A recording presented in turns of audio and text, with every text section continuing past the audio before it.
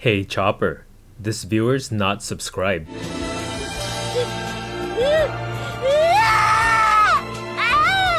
Car D Kaizoku. This video is sponsored by Card Market, Europe's largest online marketplace for trading card games. This video is sponsored by Sleeve Chief. Sleeve Chief is holding a special sale starting Sunday, June 27th. You can buy 4 holo sleeves for the price of 3. This discount can even be combined with my code Kaizoku for 5% off your order. You can pick up sleeves like this Lucci one to bling out your OP07 Lucci deck.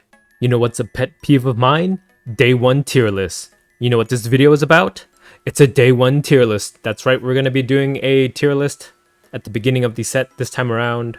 This is not going to be based on any empirical tournament data on the West. It's based on performance in the East and then me playing these decks personally since I want to say May. I've been playing 07 since May actually. So I do have quite a bit of testing done. So I thought I might as well use that information to maybe formulate a tier list, and then we'll see how close I am to the actuality of the Western meta once a few more tournaments have passed. I think there is like a tournament drought in July, so we might not know whether this tier list is accurate or not until like end of August. And then by that time, 09 will be out in Japan, so I'll probably be making 09 videos instead, but I still figured this would be a fun exercise, so let's just jump right into the tier list here. I'm not going to be rating every deck. That's something I could have done in like 03, 04 when there was like a manageable amount of leaders, but there's just like too many now, so I'm just going to go over what the top meta decks are. Right, first and foremost, let's just go from... how do we want to go? If I go best to worst, that kind of takes the thrill out of the video, but I feel like that's the easiest way for me to organize my thoughts, so I'll just do it that way. So best deck. Of course, it is, in my opinion at least, Lucci. Black Lucci right now at the moment I think is probably the best deck in format.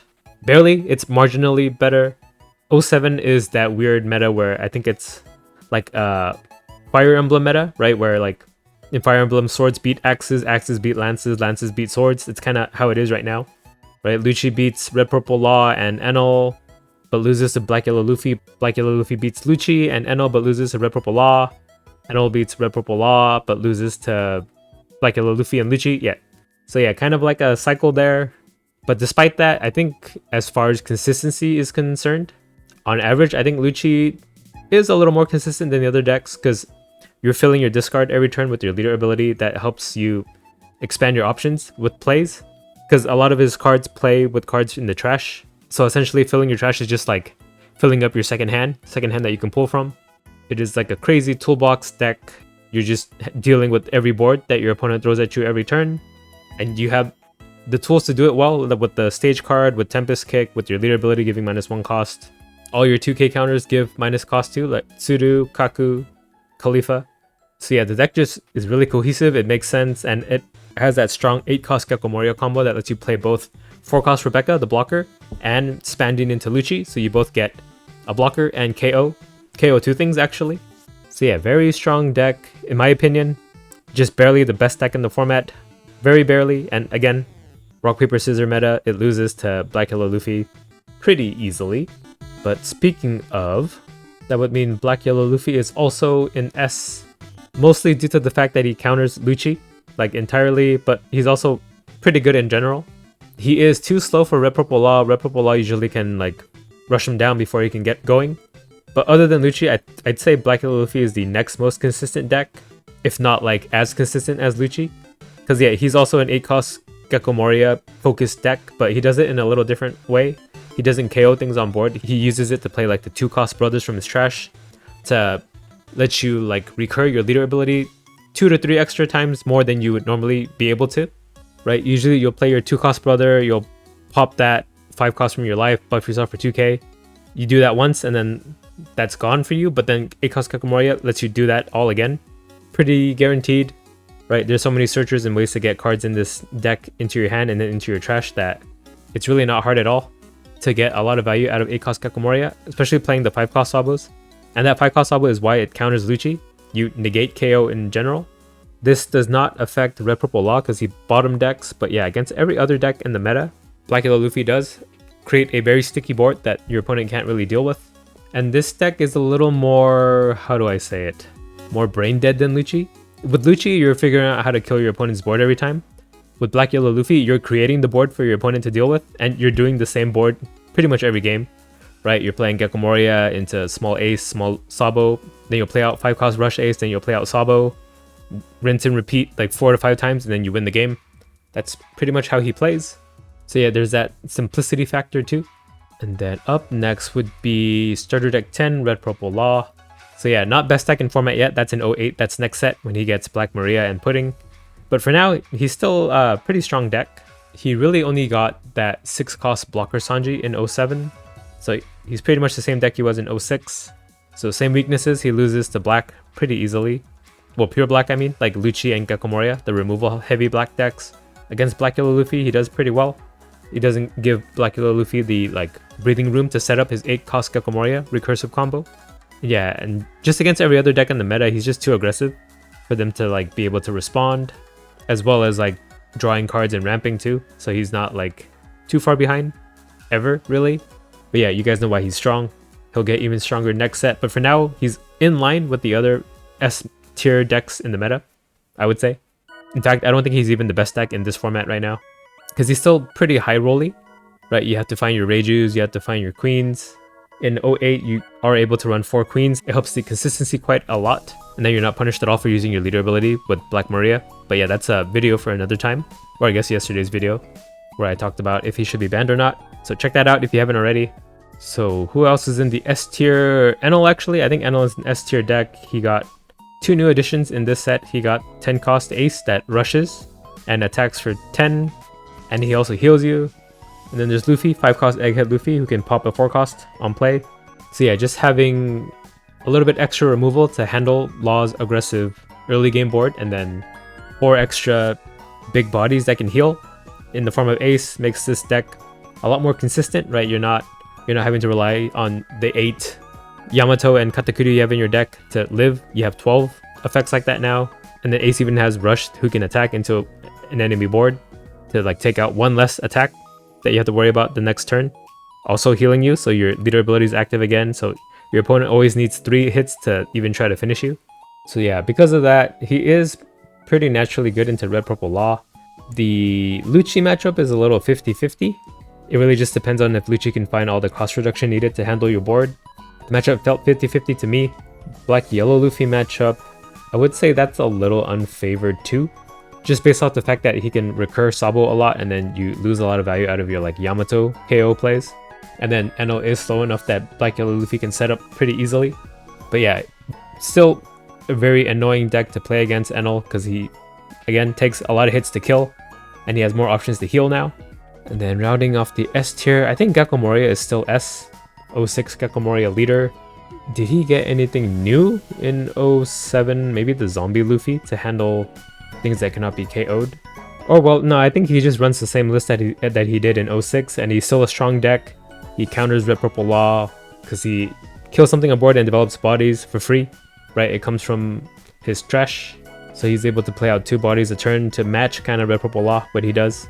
But he also has access to 8-cost Gecko Moria, who can just cheat out 3 bodies and win you back the game, come back from a deficit. Against Lucci though, I don't think I've played too many Lucci versus Gecko Moria games, to be honest, but I think this matchup comes down to who can find Sabos at the right time. Otherwise, it might be a little equal. No, I think I had to give the edge to Lucci, because Gecko Moria's deck is more mid-range focused, right? A lot of the cards in the deck are like Absaloms, Peronas, Hogbacks. That's very easy for Lucci to handle. Meanwhile, in a Lucci deck, you have Kaku, who's 5 cost. That's a little awkward for Gecko Moria to handle. There's Isho, there's the 8-cost Sabo, more high-end, kinda, but barely. But still, yeah, I think it just comes down to who finds Sabos at the right time in this matchup. Gecko Moria versus Black Yellow Luffy, I think that's even more uphill battle than Lucci has against that deck, right? Because at least Lucci can rely on the 8-cost Sabos to like swing 9k, but Gecko Moria only has 8-cost Gecko Moria as the only like top end in the deck. So yeah, I think he loses pretty heavily to Black Yellow Luffy.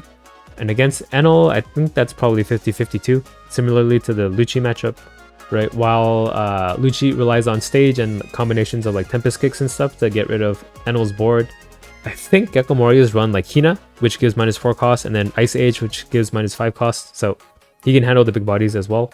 And I do think that should be what the S tier consists of in 07.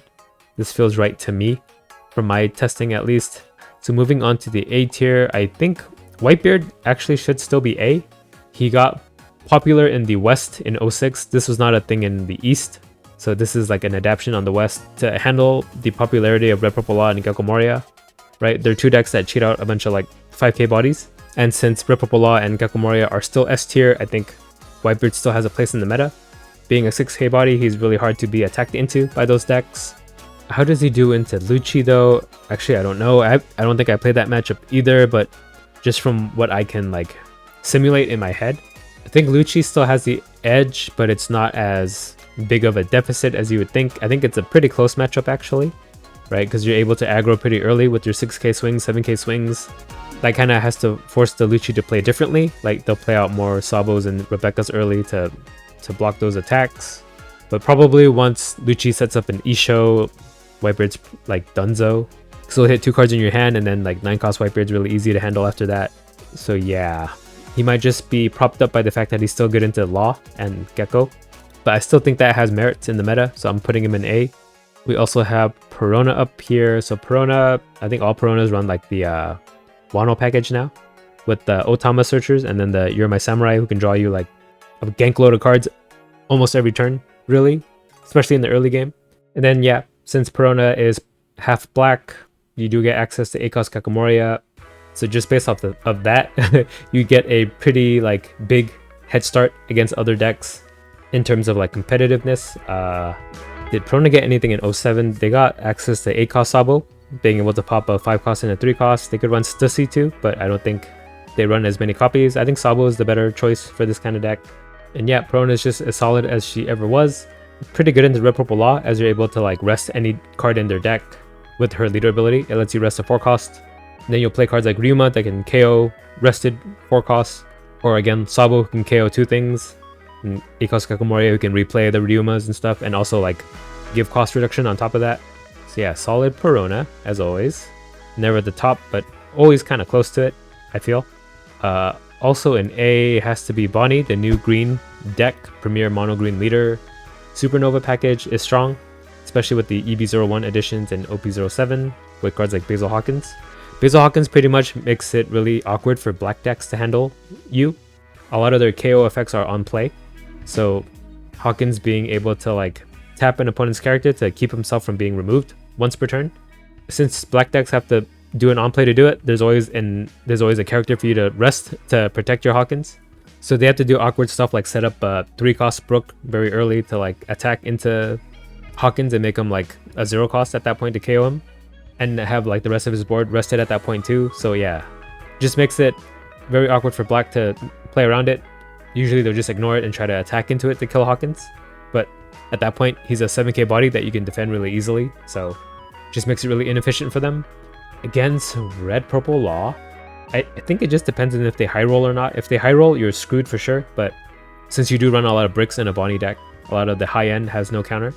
But yeah, if they're kind of slow and then they're not able to find their kidding killers and remove your Cavendishes and stuff like that, I think once you develop an 8 cost kid and then even like a 9 cost Zoro, you're pretty much golden. Against Enel, it is a hard matchup unless you can find Zoro on curve. I think having a Zoro out that does not get Rygoed trivializes this matchup because he can swing 3 times himself, which is conveniently the number of hits needed to kill an Enel. Against Black Yellow Luffy, that one also might be a Zoro angle because you're able to mow down his blockers and his elevated stat line pretty easy with Zoro. And then 10 cost Flamingo is pretty good too. It keeps his like Sabos rested, keeps his aces rested for you to like build up a board to deal with later. And yeah, the leader ability just makes it awkward for every other leader to like play against you because for like 1 Dawn, you can rest any character or leader on the board when an attack is thrown at you. So because of that, the combination of that and then the strong Supernova package and Don Quixote package too, I think Bonnie should be an A, right? You get a Supernova Searcher in Bonnie and a Don Quixote one in Baby 5. Those both fill your hand and then like they'll eat up an attack so it stalls too. And your leader ability stalls too, so yeah. A feels right to me. And I kind of feel like that should be it for A. I think every other deck is like noticeably weaker than these, what is it, 8 decks here. So we'll move on to the B tier. B team starts off with Boa. I think Boa is good, but just needs a little bit more oomph in this meta. Kind of blue in general, I guess. Right? We don't have access to ACOS Gakomoria. We don't have Red's aggression. We don't have strong late game with green cards. But it is a solid deck. It's probably like the most reminiscent of like old school One Piece card game from like 02. Because yeah, her leader ability does give you a little bit of value whenever a card's removed from play, either by like KO or bottom deck or bounce, you draw a card with Boa. The only issue is that the Dawn costs for those removal effects are quite hefty. With cards like Red Rock, it costs 6 Dawn, Gravity Blade costs 7 Dawn. You can't really do much else with your turn with the remaining Dawn. 4 Dawn, I guess you could play like a Jinbei into something, but with 3 Dawn, you can't really do much except attack for 8 with your leader or something like that. So yeah, even though you're getting rid of bodies, your opponent can just refill their board. And then if you don't happen to draw another removal card after that, then they're able to keep their board and then you get overwhelmed. So to be honest, I think Boa just needs like a blue body that can remove something on board. So it both activates her leader ability and then you have an attacker afterwards. So Boa could be strong. And then 6 cost Boa is a strong card too in blue. It prevents a character from attacking outright. I feel like it needs just a little bit more power. So because of that, B makes sense to me. And I guess if Boa is in B, so does Doflamingo. Because they pretty much run the exact same deck. There might be some different ratios of like the 10 cost Kaido that draws you cards or the 6 cost Boa. But yeah, pretty much they run the same 7 Warlords package. You can think of Doflamingo as like the aggressive version of Boa. Does that give him an advantage in this meta? Probably not. Because Black Yellow Luffy makes himself 9k stat line. That's hard for your 5k bodies to attack into. Enel, you can swarm, but then yeah, his Yamato's KO any of your characters on play and heal him, and then Ace can pretty much attack freely into any 4-drop you play. Then Gekomori and Lucci probably handle your board really well. 4 costs are really easy for them to remove, especially if they play Lucci. If Lucci can KO 2 things, that's like a lot of tempo loss for yourself. And then Red Purple Law can remove your characters. It's only one at a time though, so there are chances where you can overwhelm the Red Purple Law player before they can like overwhelm you. So it's just like a a swarm matchup against Red Purple Law.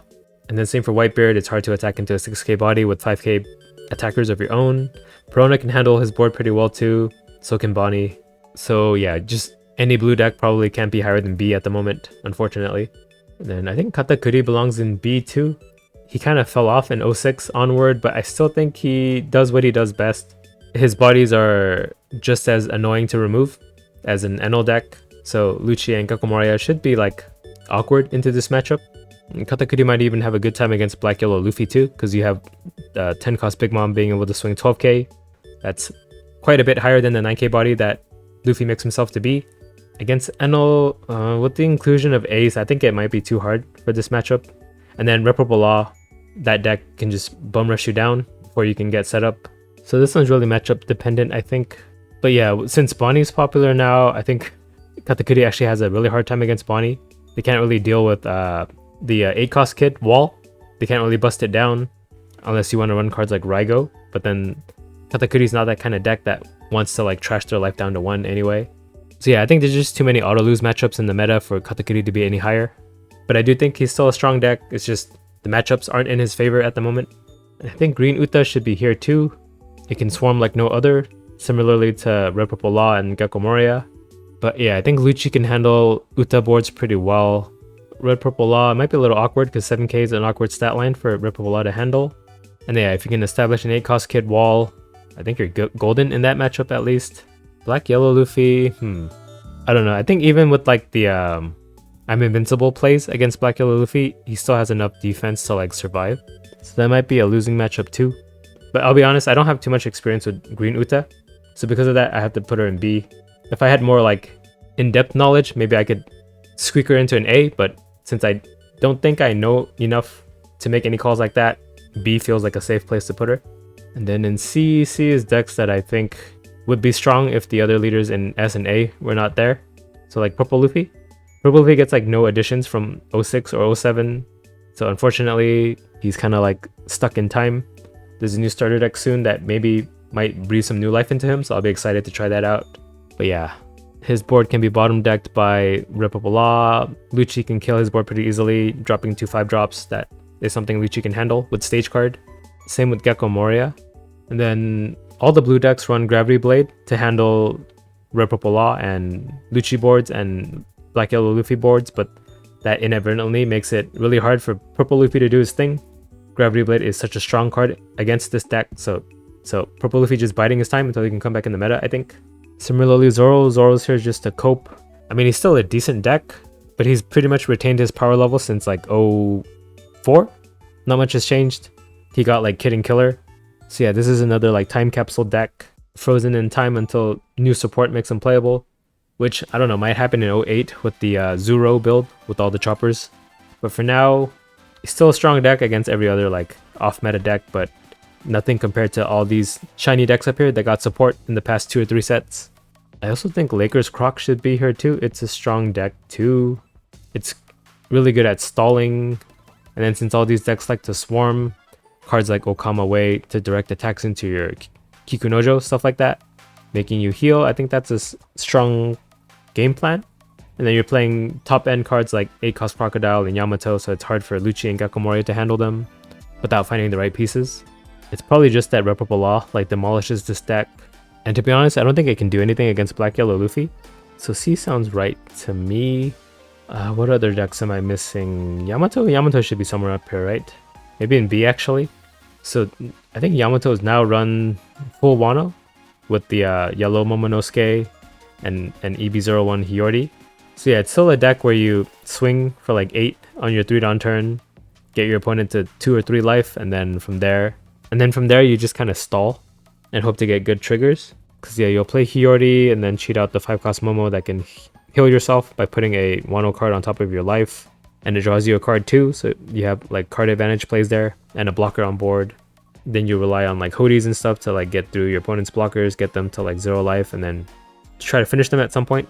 So that game plan is still solid. I think Yamato is mainly just kept back by the fact that every black deck can play Gecko Moria and play out a Rebecca, making it really hard for Yamato to do Yamato things, but still a strong deck. So I'm gonna put Yamato in B, Bamato. Who else deserves a spot on this list here? Maybe Odin? Red-green Odin. I'll put him in D. Similarly to like Whitebeard, Odin can make himself a 6k body, so because of that, he's naturally good into like Reputable Law and Gecko Moria. I guess by that logic, where's that guy? Reputable Luffy too. Is there any other deck that should be considered here? Maybe Red-green Law?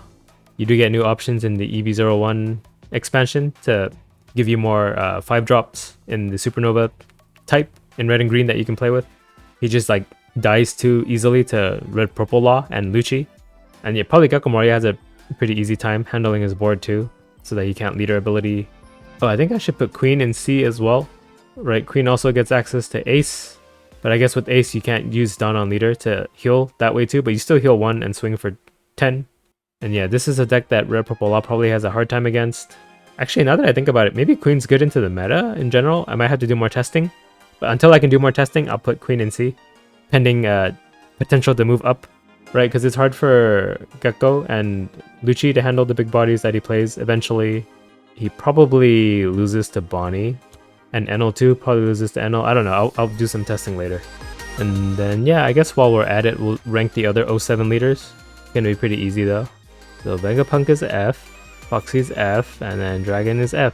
And there's no D tier decks. There's 2 D tiers here, what the heck? Okay, let me delete 1 D. So yeah, that's our tier list. Well, I guess technically, yeah, everything else is an F then, in that case. Let me waste your time by dragging these here, and then I use this as an opportunity to close out my video, I guess. So yeah, let me know what you guys think of my tier list. This is based on just my personal experience with these decks and then the meta that I've been playing personally. I've been playing on the rank sim quite a lot recently. Playing a lot of Lucci actually, 07 Lucci. So this is how I feel the meta is. And I've also been playing 07 casually since May. So that's what this tier list is indicative of. Let me know what you guys think. Did I get anything wrong, or do you disagree?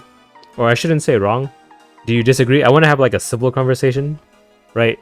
If there's like points of views that I didn't consider or ones that you didn't consider, let's chat about it. Let's not be assholes about it. Honestly, I've noticed like a lot of people take opinions very like personally in this game. Do people not know that you can just like talk about things in like a civil and open manner without having to like feel like it's a personal attack against you that somebody doesn't like a card that you happen to like? It's just a game at the end of the day, guys. But yeah, that's it for this video. If you liked it, give me a subscribe or else. Okay, bye. Card D Kaizoku.